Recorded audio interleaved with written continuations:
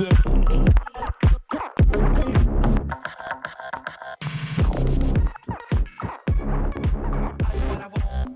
are some wild words of wisdom from a former 32-year-old. Number 1. In the dating world, fool me once, shame on me. You knew he was over 30 with 5 roommates in a loft in Bushwick, Rocky. Number 2. Nike was right. Just do it. Number 3. Beauty on the outside flourishes when kindness on the inside is working overtime. Number 4. Saying no doesn't make you a bad person. Period. Number 5. A ton of situations in America are weird and crooked and Ponzi schemes and catfish. It's just a lot of fake companies out there built on the naivete of the users. And bad news, the police can't help you if a crooked real estate broker takes your money. Sometimes you need a 6'2" silent muscle by your side. But the bottom line is, do your research on who's helping you rent an apartment and make sure your 6'2" muscle is on standby just in case. Number 6, fun is never overrated, and compliments are always free. So is kindness. Number 7, a thought spoken out loud, not filtered, is like an unfiltered water system. Sure, once in a while it may not kill anyone, but indulge often, and it can surely make you very sick. Number 8, treasure the good times. Take pictures and videos and love the ones you're with. Number 9, take a deep breath, and if you build it, they will come. And lastly, number 10, I laughed out loud on the word come. I edited it out because though she be a 33-year-old woman on the outside, she is a 12-year-old boy on the inside. More wisdom from me next year when I turn 34. And I hope you're still coming back. Coming, can't get enough of it.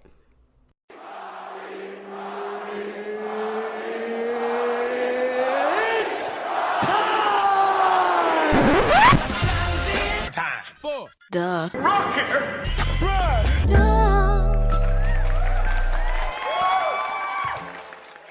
Welcome to the Rocky Rundown, where you get to learn a little bit about my week. Hello there, Party God Squad. Well, it's no secret, it was my birthday, and what a beautiful past few days it's been. If you are listening to this and sent some love my way in any capacity, thank you. I love you. On my actual birthday, my brother and his girlfriend, shout out to Kaylee from the Underrated Podcast, took me to a gorgeous rooftop brunch. When I walked in the lobby, I said, wow-y, wow, wow. I've been here before. If I can call it back to episode 8, my French menage a trois, this is the hotel that it happened in, and I recognized it as soon as I walked in the lobby. It was like sense memory, but all over. What a very successful 3-way, by the way. But alas, I could not for the life of me remember what hotel it happened in, and turns out it was the hotel under the Haven rooftop. I digress on a tangent about threesomes, classic Rocky. The brunch was fun. It always is fun when I'm hanging with Skills and Kaylee. They're my little homies. This weekend, I shared a joint birthday party with a dear friend, and it turned out to be quite a wonderful group of vaccinated people outside. We were safe, cautious, cool, calm, collected. The playlist was on fire. The food was even better. And the company was the best. But it was also just great to have a little slice of normalcy, you know? I was feeling the love, and I still am. I'm also feeling the hangover. Woof. I could honestly sleep for 12 hours, but this podcast needs to be in your ears, so here I am trucking through. The Madam of Mayhem, just made that up, was up till 4:30 in the morning on Saturday night into Sunday morning. And it felt good to have my sea legs back, partying in the ocean of life. This week I have 2 of Rocky's highest thoughts coming for that ass. The first is how a lot of conversations that are happening right now in person sound like the end of a sitcom episode. You know, those end of a sitcom conversations where the whole cast is reflecting awkwardly on the lesson they just learned? As we dip our toes into the new normal, a lot of conversations as they wind down sound like people at the end of that sitcom, just reflecting on the episode's lesson. Just an observation to look out for in your new normal conversations. The second of my highest thoughts is more of a memory that popped into my head and less of an opinion. And I'll tell you right now, this memory pops up a couple times a month in my head since I was little. So welcome to my brain. Please take your shoes off at the door and make yourself comfortable. When I was like 7 or something, my dad and I were visiting a cousin that's around his age. They grew up together. And our cousin was dating this woman. So while my dad was outside hanging out with him, chatting, catching up, I was inside the house with this woman. And so she very politely asked me, "What do you want to be when you grow up, Rocky?" Just a sidebar. Can we normalize not asking children this question? The adult version is, "When are you two getting married?" So when's he going to pop the question? Or asking a childless woman why she isn't a mother yet. And asking parents with a newborn when they're having another baby. Stop asking people those questions, because you might get a really uncomfortable answer. Sorry to get real with you, but that's the truth. Start asking them what shows and music they like, or what their favorite cartoon is. Ask them how they have fun. Which one of their parents do they like better? Just kidding. And not what their occupation is going to be. So I say to her, "I want to be an actress in New York City." This is where things get odd. She says to me, "You got to be real careful riding the subway in New York City, baby. When it's crowded and people are pressed up against you and you're wearing a black pea coat, then you get off the train, always check the back of your black pea coat for man snot. Because they will leave a trail any way they can." So if you didn't get that, an adult woman told a 7-year-old girl to watch out for man snot, which is jizz, specifically on your black pea coat. Look, she was looking out for me woman to woman. But yikes! Don't pass your traumas on to children you don't know, even if you mean well. Especially if the story is about jizz. And I think of this story more times than I like to admit. Although, I never have gotten jizzed on in a crowded subway. My guest this week is comedian Kavin Jay. Maybe you've seen his Netflix special, Everybody Calm Down. Maybe you've listened to his podcast, Macha Man. His wild word was crazy, and his story is too. If you haven't done so already, please like, share, and subscribe to the podcast. You can find me at Wild Nights with Rocky on TikTok and Instagram, at Wild Nights Pod on Twitter. Thank you to all those who have done so already, and an extra special thanks to everyone who has written a 5-star review on Apple Podcast. It really does make a difference. So if you haven't written one yet, and you're listening and enjoying this podcast, tell the world. Party God Squad, I love you. And please enjoy my wild night conversation with Kavin Jay. Kavin, welcome. Thank you for doing the podcast. Thank you so much for having me. I'm so excited. Okay, good. I'm excited too. So I have to ask, how has your pandemic experience been? You are my first ever guest from Malaysia, so I need Right. to hear your experience. Well, the thing is, the pandemic has not been great. Right. It's one of those things where it started in March, and we had. As far as the comedy scene goes in Malaysia, everything shut down. So Right. we pretty much. We realized very quickly we're not essential, and and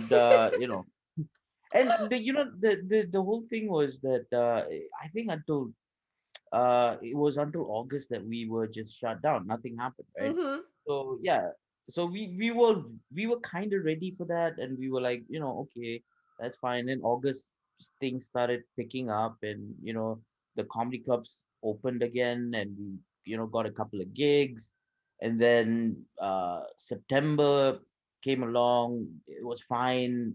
October, November, things started getting bad again. We were getting our second wave. Same for us And here, yeah. yeah, and then December, everything just went to shit really, and basically, everything spiked, 4-figure numbers a day, and then everything shut down again. And Right. we just recently, I think, about a week ago, when we started opening up again.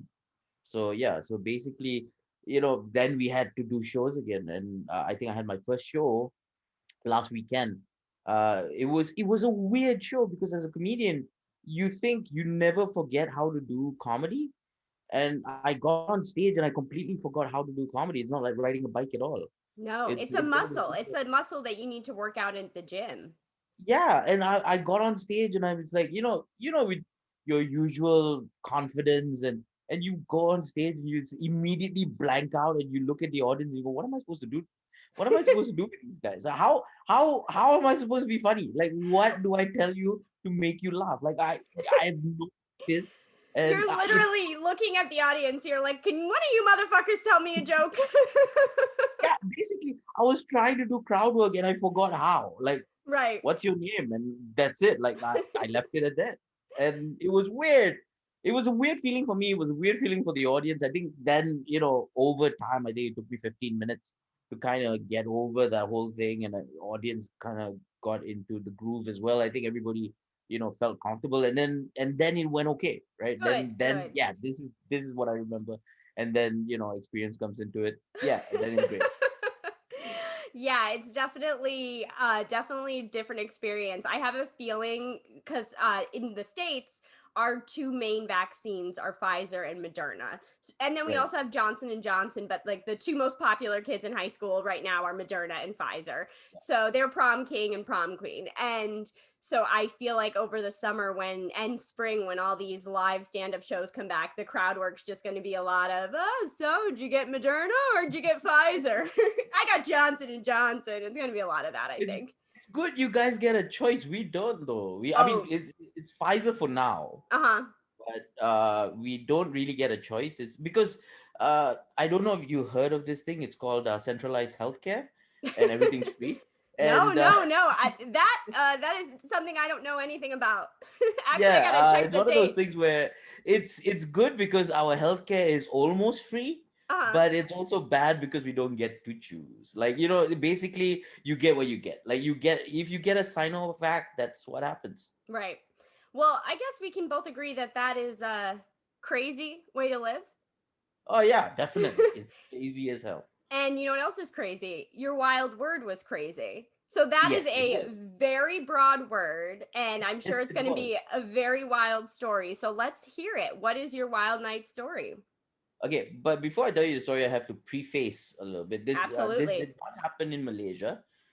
This was when I basically had to study in England, right? So Okay, I so went to you were England to study. studying in England, not Malaysia. Yeah. So in Got it. 1997, Mm-hmm. I was 17. I moved to England. It's a whole new country, and I've never been out of the country before, right? So I go there, and it's a great time. I was in Newcastle, Okay. right? Now, to put it into perspective, Newcastle is basically the Alabama of Okay. England, right? It's Yes. basically predominantly white.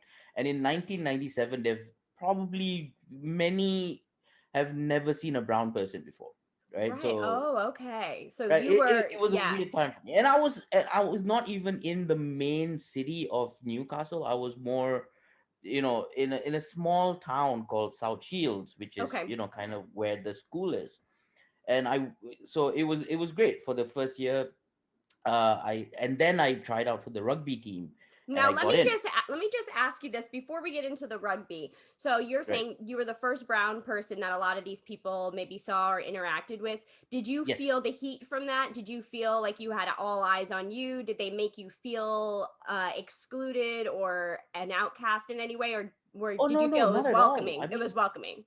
it was welcoming, but it was Okay. weird, as in the fact that they didn't know how to react to me. Like, kids used to run up to me in the street and go like, "Why are you brown?" Right. And you could see parents coming up and going, "No, I'm sorry, I'm sorry." Like, Yeah. Yeah. Yeah. Yeah. Yeah. I'm weird. I'm like, "Yeah, it's cool." Like, I had to explain to them the sun, how it works, and Yeah. melanin, and Yeah. Yeah. stuff like Yeah. that. And it was never about just being mean.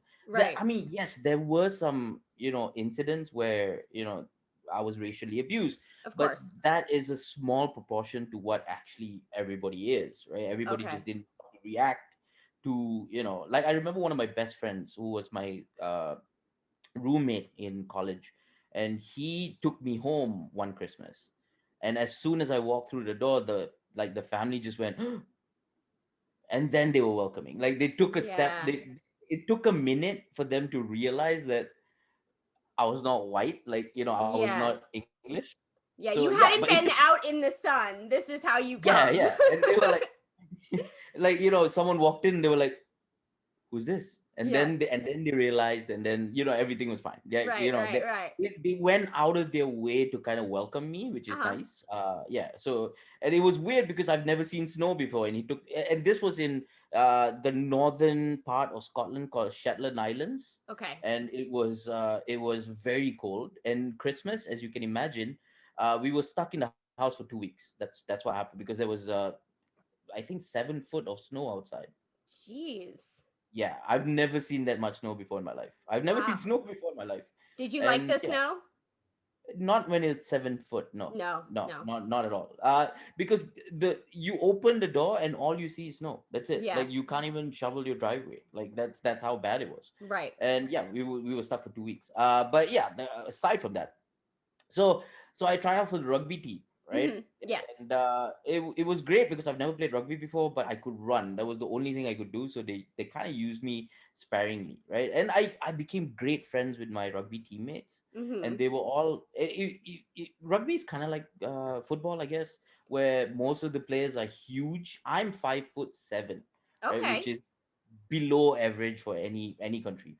And it was one of those things where when I was like a hobbit in the midst of giants, and Wow. it was a nice feeling for me, because then like I said, the racial abuse never happened after that, because my best friends were like 6'4" and 6'2". Yeah. So yeah, that was cool. But then they realized something. They realized that this was in 1998 probably, where the internet was not as what we know now, right? No. Google was not something that you could use Yeah. instantly. You had to go home, fire up the computer, the modem, and then you could use it. But nobody could, this thing. So what they did was, because as you know, soccer or football is very popular in England, right? Yes. Yes. And that's where they get new players, and they get new.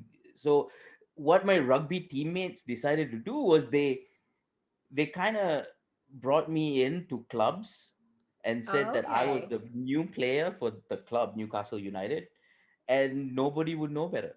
Like nobody would care. Like we would Wow. instantly get VIP treatment. We get the VIP room. There's no cover charge, and we get free drinks. So Right, what the did whole. the besides free drinks, what else did the VIP treatment include? Oh no, we got our own room. We got our Wow. own kind of space. We got a table. Hmm. We got bottle service. We got everything. Like it was one of those things. Where, and of course, the ladies would Yes. be more inclined to be at our table, kind of thing, Right, right, right? right, So right, that's right, right. that's that's base. So basically, the rest of the rugby players just pretended to be my security detail, Wow. and like I didn't know this was happening, right? I Yeah, didn't yeah. know this was happening, and they just ushered me in, and just like someone would talk to the bouncer and go like, this guy plays for Newcastle, he's a brand new signing, and we want to show him the night, right? Yeah. And they couldn't check, like they couldn't go on Google and go like, No, oh, what's no, his no, no, name, no, no. right?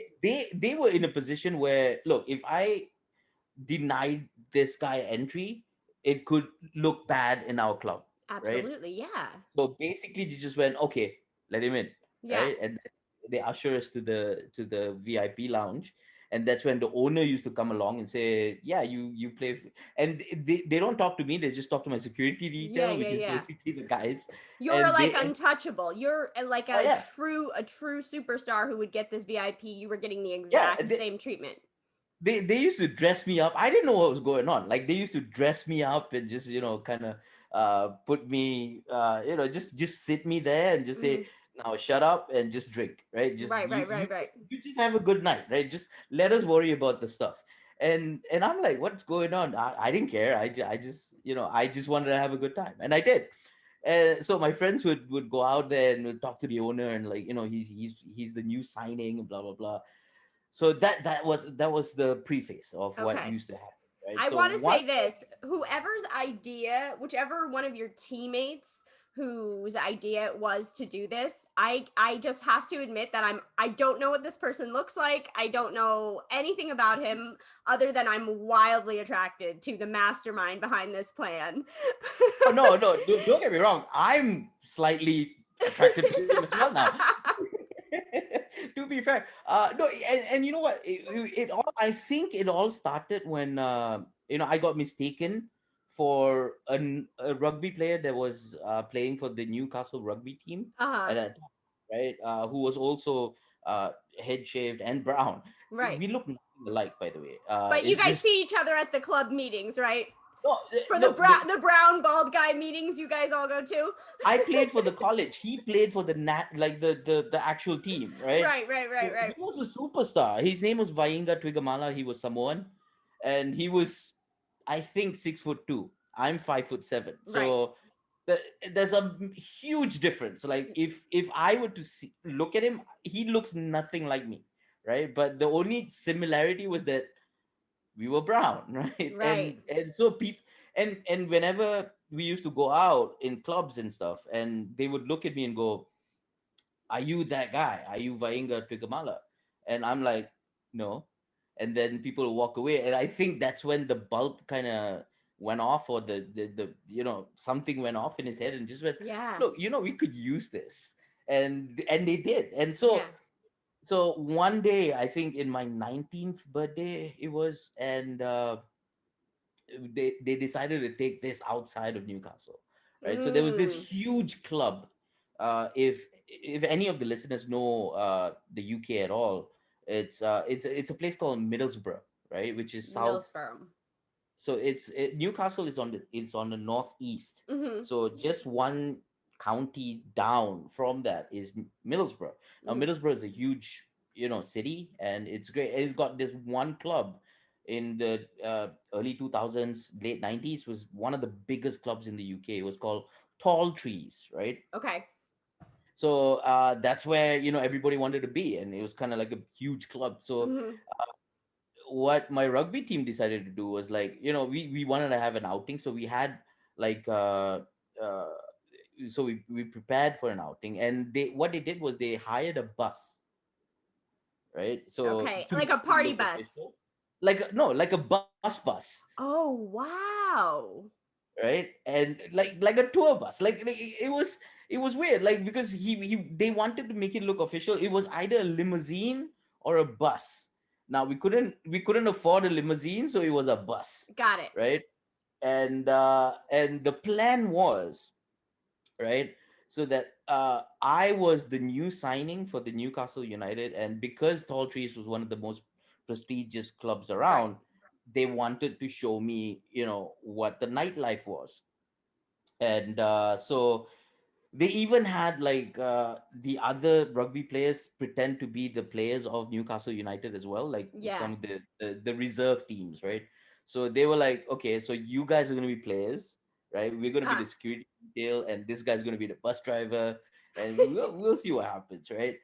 So we rock up to this club. It is massive, like, it's huge. It's like a warehouse. It's like 7 warehouses. Like, that's how Okay. big it. So we rock up to this gate, and immediately the bouncers kind of do it. The security detail kind of feed him the story, and, like, this guy's the new signing, and he's like, where is he from? And I don't know why, but he said Egypt, like he's Oh, Egyptian.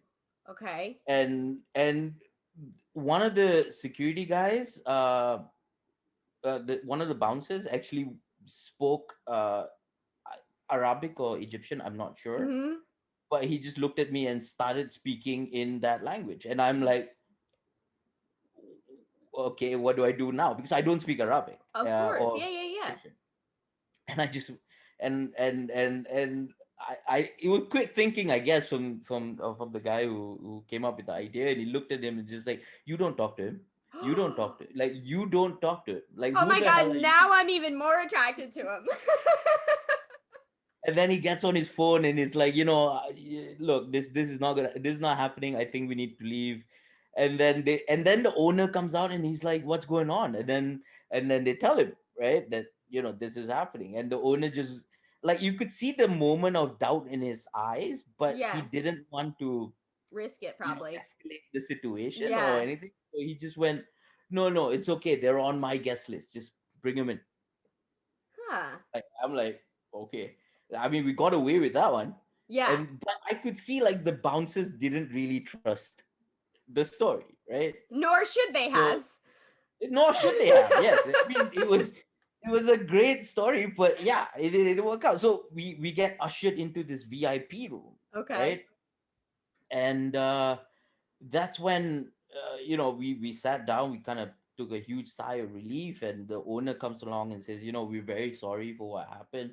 Here's some alcohol for you guys, go crazy. Right. And then and then because the VIP rooms were very open and we didn't know what was going on, so a lot of other people came in as well, and we didn't know who was who, so we didn't know what was going on.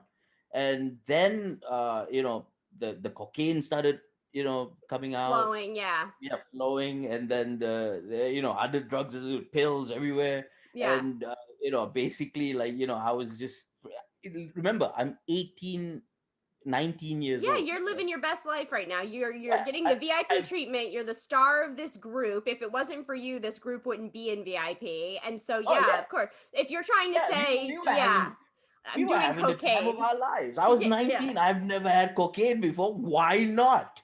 And, and Nothing there like that first sniff, is there? I was trying to smoke cocaine, and they were like, "No, that's No, no, not how no, you no. take it." I'm like, That's not "Well, this kind of party. I'm like, I don't know how to." And they were teaching me, and like everything was there, right? Yeah. So I was out of my mind. I was my 19th birthday at that time, Mm. I think, and they had given me 19 shots Oh, in a wow. row, right? So basically, I had to take 19 shots, and they were not like just weak shots. They were proper shots, What right? were they shots of? Do you remember? It was this drink called Aftershock. Oh, I've I heard of don't that. Have you? It's red or green.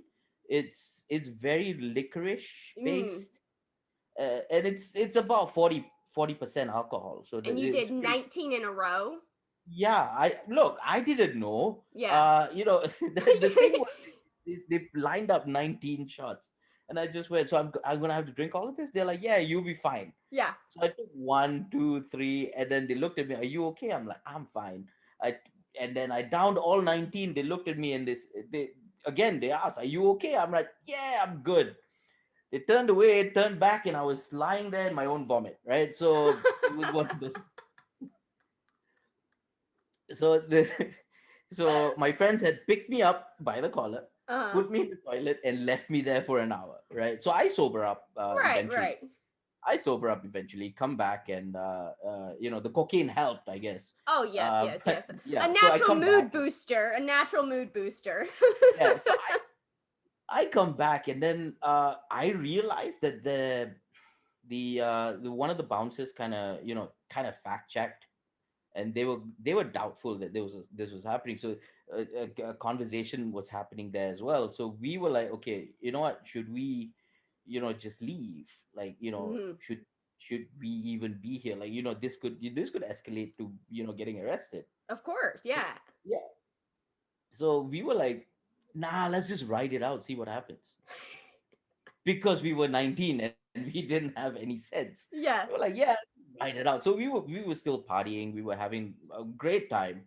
And then I think the owner got wind of the situation, and that's when I think the owner came to confront the security detail that was Hmm. standing out. Yeah. And I think there was a message that was sent to the other guys and, like, let's get out.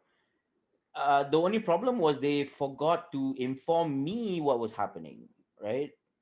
So I had gone to the toilet, I think, to vomit again, and Right. then when I came back, everybody was gone. Was the bus gone? That was, I thought, okay, look, they they cannot have left without me, right? They cannot have left without me. And so I went outside, and the bus, I didn't see the bus, right? I didn't Uh-huh. see the bus. I didn't see what was going on. And like I panicked because I was in a foreign country, in a different state which I've never been to. It's about a 4-hour drive away from where I lived. And they had gone. Everybody had gone. Like they Wow. had left me there. And I'm like, what the hell happened? So Yeah. I'm running around going, shit, where what do I do? Where do I Yeah, go? yeah, I yeah. tried to go back in the club, they didn't let me Of because course. they've wisened up to the situation. They're like, And you they were cannot just use our phone. You cannot use our bathroom. Get off our property. yeah, I Give us basically that I was cocaine. could we have a refund on the cocaine, please? And no, but that so I just sat outside. Like there was this coffee place. I had a couple of bucks with me. So I bought a coffee, I sat outside, and I'm like, okay, what do I have to do? How do I get back? And Yeah. remember, this was 3 a.m. in the morning, right? So Yeah. there was no buses or taxis. There was taxis, but a taxi is gonna cost me a lot of money. Mm-hmm. So I just didn't know what to do. And I sat there for I think an hour, and it was 4 a.m. and I started thinking, like, do I walk home? It's only a 4-hour drive, so walking home should cost 4 days, should be fine. Yeah. Just Right. a simple 4-day walk. Yeah. Yeah. It was a Saturday night, so I would reach in on Tuesday, Yeah. which is fine because my assignments are not due till Tuesday. So yeah, I'll be okay. And I started walking, right? Wow. I didn't know where I was going. I didn't have a map. Yeah. I just followed the roads. I was like, I started walking, and what happened was, I think I got, I think 3 hours in, I was, I was walking on a expressway, right? And Mm-hmm. a taxi, stopped and said, "Look, do you want to ride?" I'm like, "I Yeah. would. I don't have the money." And he said, "Look, how much money do you have?" I was like, do- I have 150 pounds in the bank, right? Okay. And that's about it. And he says, "Okay, tell me where you live." And I told him, South Shields, Mm-hmm. Newcastle. And he just looked at me like, "Really? You're gonna walk home? Like, Yeah. look, just get in, right?" So I got in. He turns on the meter just to show me, like, how much it's gonna be. Yeah. And by the time we reached, like, we drove, and we spoke a little bit, and I told him the story, and he loved the story, right? Oh, He was yeah. It's a like, great "Wow, story. this is Yeah. the best story I've ever heard in my entire life." He was driving the car. He was just like, "Whoa," just like, and then I think yeah, so he drove me in 4 hours. The meter said that I owed him 250 pounds, right? But then we got to the bank, and I showed him, like, I only had 150 pounds, and I Mm-hmm. said, "This is all I can give you." And he's like, "Dude, yeah, 150 pounds, that's fine. The story that you told me, that was the greatest story I've ever heard. So you know what? It's all evens." And yeah, He didn't so he take left any of me. your money? No, he took 150 pounds. Oh, he did take the No, 150 I pounds. insisted as well. Like, Okay, I yeah. insisted that, that at least, Yeah. I didn't eat for the next 2 weeks because, I didn't have any money, but it's fine. There Yeah. was, yeah. So I made it back home, fell asleep, and then I got up in the morning, and everybody, what had happened was, the rugby team actually made a police report. Like, they went to the police station, and they said, like, this guy got kidnapped. Because you were in the bathroom. Yeah, and they thought Mm-hmm. that because I was in the bathroom, what had happened was, they've the owners of the club kind of took me away, and kind of, called the cops and stuff like that. Yeah. So they just, like, left. I'm actually happy that that is what went down because I was so angry at my husband for ditching you. I didn't know how I was going to forgive him. No, but everybody was panicking. They were like, they were going around the club, and they was like, "Have you seen the new Egyptian player?" And everybody was like, "Who?" Like, what are you on about? And yeah, so they just panicked because everybody didn't know where I was. I was just in the bathroom. That's Yeah, where I yeah. was. The one place they didn't look, right? There I was. And yeah, so they were so happy that I was at home. I was sleeping, right? And Yeah. they came home and they were having a group meeting of what to do. How they were in a way they had to pool money for bail. So everybody was like, I've got 5 pounds, I've got 50 pounds, like Yeah. everybody. It was never enough for bail. It was like 300 pounds or something. It wasn't even enough for taxi, right? Yeah. So As you know.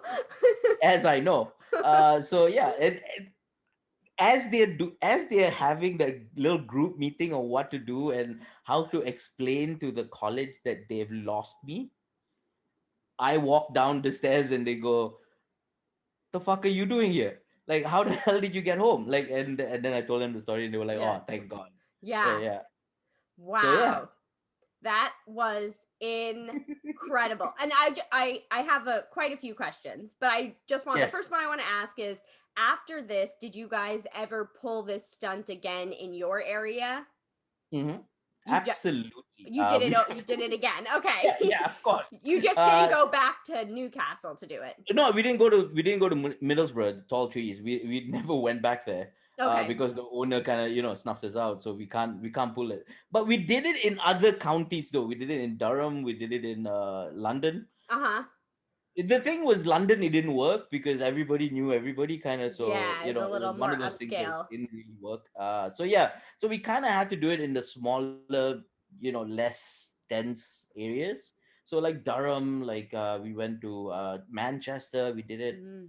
We did Liverpool. Yeah, it worked every time, like but we just had to play. We just had to play it very cool. We just had to be on the down low, like we can't stick out. That Yeah. was what we learned, right? So Yeah. yeah, and like no more cocaine, no more, like Yeah. just No don't more run the club. cocaine. Yeah. Yeah, no, the worst part was because we were so cocky that we were running the club, uh money. So because they were sending in cocaine, they were Yeah. sending in pills, they were sending in alcohol. So and the thing is, we didn't like when we did the other scams in so many ways that we kind of just went like, just send us a couple of bottles, we'll be fine. Like, Yeah. We'll we make didn't do. not too much, just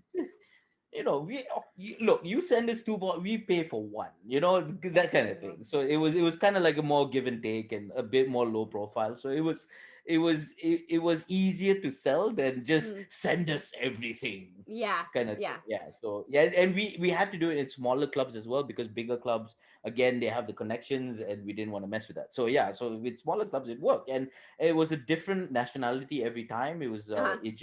Egyptian was the Middlesbrough club, and then it was Samoan, New Zealand, the new Japanese. I don't know how this looks Japanese, but they bought it anyway. So yeah, let's go Yeah. with that.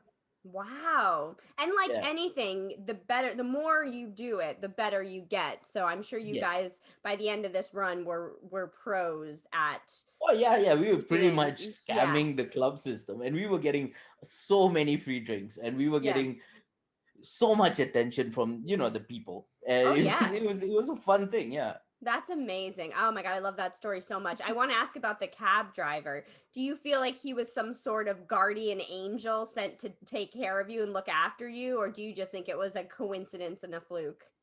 Uh, a bit of both, I Bit of think. both. Yeah, look, at the end of the day, I think I was so lucky to meet this guy, right? Yeah. I was walking down the street and he stopped for me. I didn't hail him. He Mm-hmm. he stopped, and immediately I told him I have no money. Like, Mm-hmm. I had a couple of pounds that which I used to buy coffee, and I Yeah. had no money, and the only money I had was in the bank, and like he had to stop by a bank before I could pay him, Yeah. and he immediately, like, just look, I'm not asking for your financial history. I just need to know where you want to go, because it's not safe here. Like, Yeah. you'd get killed. What a uh good person. yeah, I mean, the fact that I think he was a person of color as well, Uh-huh. right? He was Middle Eastern. And also the fact that he understood that I, as a person of color, might not be this. It might not be safest for me just to be walking alone Yeah, in he was looking out for an you. expressway. Yeah, Yeah. yeah, he was. Yeah. No, I never saw him again. Mm-hmm. I wish I could. Well, if he listens to this podcast, well, That would be amazing. yeah, Would that would be amazing if he reached out. Yeah, but yeah, so yeah, I never saw him again. But yeah, there was. I mean, I almost owe him my life in a way. Yeah. Yeah, Yeah. that's really beautiful. That's amazing. Now I want to ask you a little bit about you, just you as the comedian. So you have your Right. own podcast. Yes, I do. Did that start during the quarantine or was that something that started before? No, that started before. Uh-huh. That started in 2018. Mm-hmm. We started this podcast. It's one of those things. Me and a fellow comedian kind of we kind of listen to other podcasts and we talk a lot of shit, right? So Yeah, it's basically, we fun. decided to do a podcast, but we didn't want to just do a podcast that kind of just had an interview, Mm-hmm. or just talking to someone about their life, because I wanted something to enrich like this. I love this concept, by the way, that you're talking to someone about the craziest night they ever had. That's Right. brilliant, because there's a lot of comedians or people out there who have crazy nights, and the stories are so amazing. Like sometimes when you read a Twitter thread, right, Mm-hmm. and about crazy nights, and you go like, oh, I need to know what happened next. And so yeah, this is one of those things. And i Thank you. and i thought that something that I wanted to do was history, right? Yeah, because it's And called the how, Macho Man Podcast. yes, the Macha Men Podcast. Mm-hmm. It's very Malaysian. It's about Malaysian history, Uh-huh. because that's where our predominantly our audience is. Mm-hmm. And we talk about Malaysian history and how screwed up history used to be, Mm. right? And how whitewashed our history lessons are. Because when I Right. was in school, the one thing I loved to do was read history books, Wow. because I loved the stories, right? I loved how they told the stories. But then I realized that the history books actually didn't tell you the whole story. They kind of washed over, glossed over some of the details. And because it's very hard to tell a 14-year-old kid that your ancestors used to slave people around. Yeah. So they kind of glossed over a lot of stuff. And so there, genocide is very hard to break to a 12-year-old. Yeah. So I decided to get the real stories and kind of Mm. just tell people about the stories. And my fellow comedian Kieran, he what he does is he reacts to it, right? and Mm. and we just kind of, it's like improv comedy, where we kind of make something out of And play off stuff. each other. Yeah, yeah. Now with him, he has no idea the story you're going to bring in, or he doesn't know the details of it, so you're just surprising him with every episode. Yes, Mm-hmm. basically, I do all the research, I do all the work. He just shows up and gets all the funny. Yeah, good life, right? Yeah. Well, that's amazing, and I feel like even though it does have Malaysian history is the baseline of it and the heartbeat of it, there are plenty of Americans who probably listen to my podcast who love history and history of all sorts, not just American history. So hopefully, a couple people will tune in from that because I have Sure. listened Yeah. and I found it very funny. I also want to ask you this: Right. what does it feel like to have a motherfucking Netflix special? It's weird though, because I didn't honestly, look, being a Malaysian comic, an Uh Asian huh. comic, right? Mm-hmm. Yeah, I used to travel around the world to perform and stuff like that, but it was never a goal Mm-hmm. to have a Netflix special. It was never a goal. Yeah, I mean, look, intrinsically, all of us want to have a special, HBO, Comedy Central, whatever, right? Yeah. Even if it's local TV, I'll take it. I'll fucking take it, They want right? their But moment. Everyone wants their yeah, moment. and to be on Netflix, it was kind of like an unachievable dream. I think the glass ceiling has not, it was there. It was Mm-hmm. Netflix was probably beyond that, and it was one of those things where I was in the right place at the right time Wow.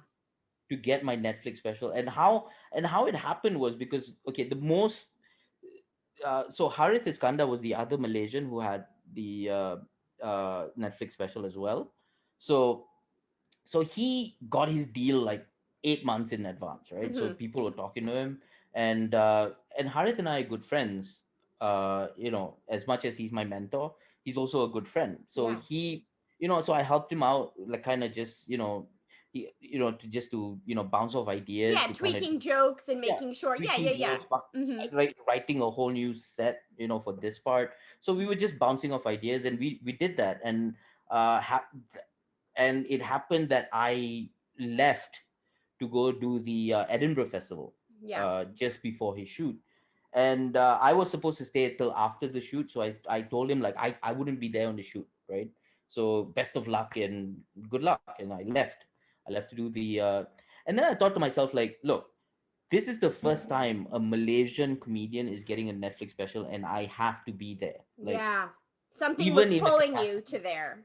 yeah, Something, it yeah. was just, even in the capacity of just, supporting him, Mm-hmm. that was something I needed to do. Like, I Right. needed to kind of be there. So I got on the phone, and I changed my tickets to come back a week early, right? So I land in Malaysia, and immediately the next day, jet lagged and everything, I went to the recording, right? Yeah. I mean, obviously he had known that I was going to come back, and so I went for the recording. I was tired. He had, the Netflix people are there, he's setting up, and I look at him, and final run through material, I Yeah, think, yeah. it's great, I think it's fine, I think you do okay. And then he looks at me, he says, and I tell him good luck, right? Yeah. and and he's like, thanks, and good luck to you too.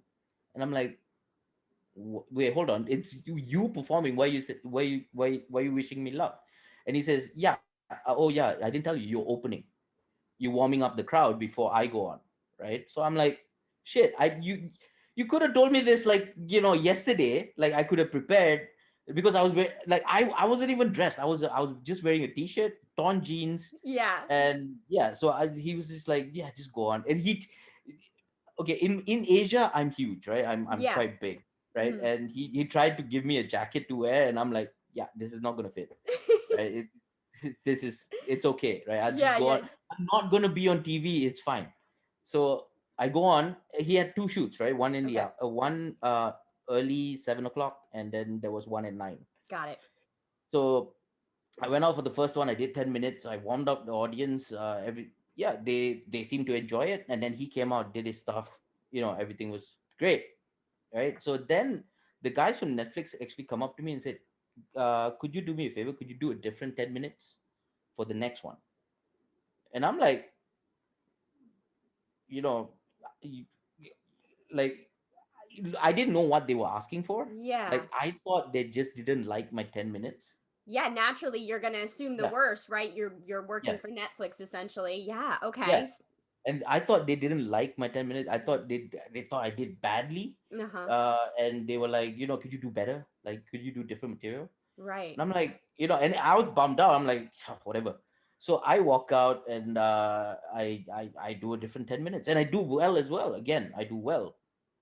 And then set up for the show, everything's he comes out, does his show, everything's great, it's a wrap, right? So I go out for a cigarette, just outside of the venue, and the guys from Netflix just, they were looking for me, Mm-hmm. and then they come out to the smoking area, and they just go like, so look, we really like what you do, Yeah. so would you come to Singapore next week and have a meeting with us?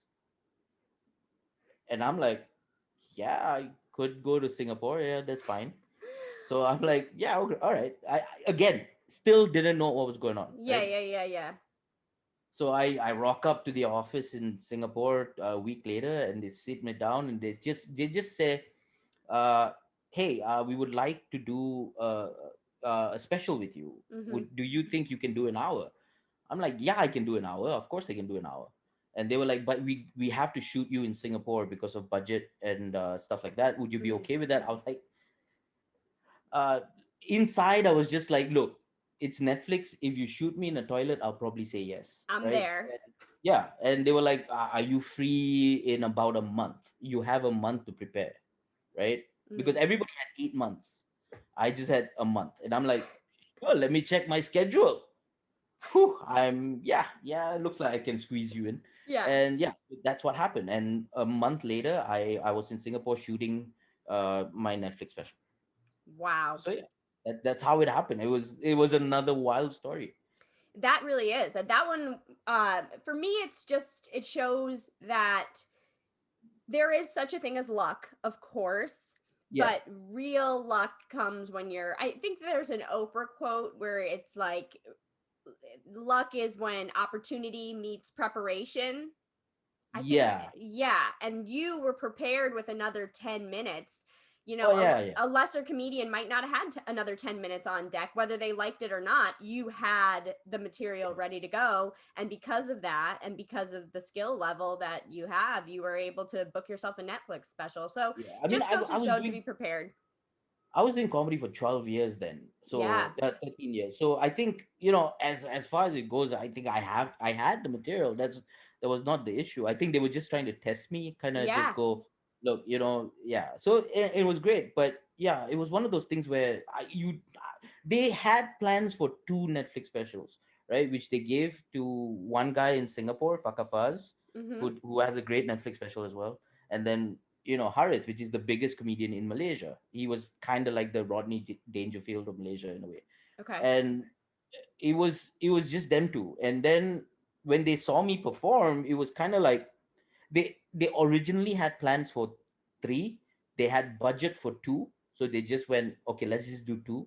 And then when they saw me, they just went, okay, we can squeeze one more, like kind Mm. of thing. So yeah, it was and I had to shoot with Fakafaz in Mm-hmm. Singapore on the same day, right? So Yeah. basically, it was the same audience, the same stage.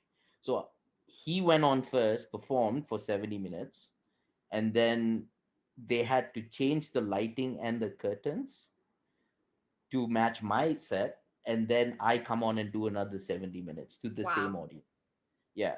So it was just one take, like there was no second take. Wow. You guys were like the kings of comedy, but in Singapore.